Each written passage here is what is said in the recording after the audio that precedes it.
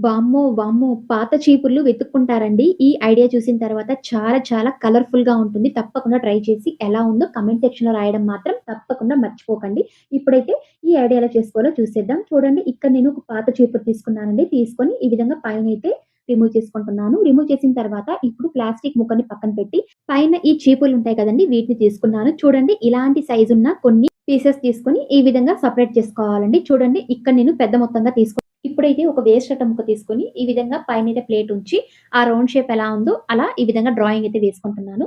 వేసుకున్న తర్వాత మనం కట్ చేసుకోవాలండి. కట్ చేసిన తర్వాత ఈ విధంగా మనం సెపరేట్ చేసుకున్న ఈ ముక్కల్ని ఈ విధంగా గమ్ సహాయంతో నేను వరుసగా అంటించుకుంటున్నానండి రౌండ్ షేప్‌లో. చూడండి ఈ విధంగా తయారు చేసిన తర్వాత పైనైతే మిడిల్‌లో ఈ విధంగా మన ఇంట్లో వేస్ట్ సీడీస్ ఉంటాయి కదండీ! వాటిని ఈ విధంగా ఉంచుకొని గమ్ అయితే అంటించుకొని ఈ విధంగా సీడీ అయితే ఉంచుకుంటున్నానండి. సీడీ లేని పక్షంలో మీరు సేమ్ సైజ్‌లోనే అట్ట ముక్క ఈ విధంగా కట్ చేసి మనం సెట్ చేసుకోవాలండి. సైడ్‌లో అయితే ఈ చీపుర్లకైతే ఈ విధంగా కలర్ అయితే అప్లై చేసుకుంటున్నాను. ఇక్కడైతే నేను ఒకే కలర్ కాకుండా మల్టీ కలర్స్ అయితే అప్లై చేస్తున్నానండి. చూడ్డానికి చాలా చాలా బావుంటుంది. ఈ విధంగా డిఫరెంట్‌గా అంటించుకున్న తర్వాత చూడండి లుక్ అయితే చేంజ్ అయిపోయింది. కొద్దిసేపటికి దీన్ని ఆరనించుకోవాలి.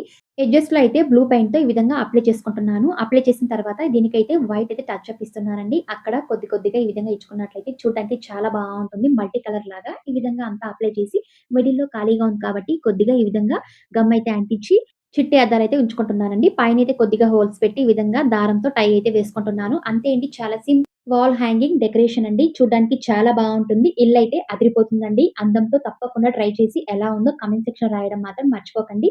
ఏం చేయాలో తెలుసు కదండీ! ప్లీజ్ లైక్, సబ్స్క్రైబ్, షేర్ చేసేయండి.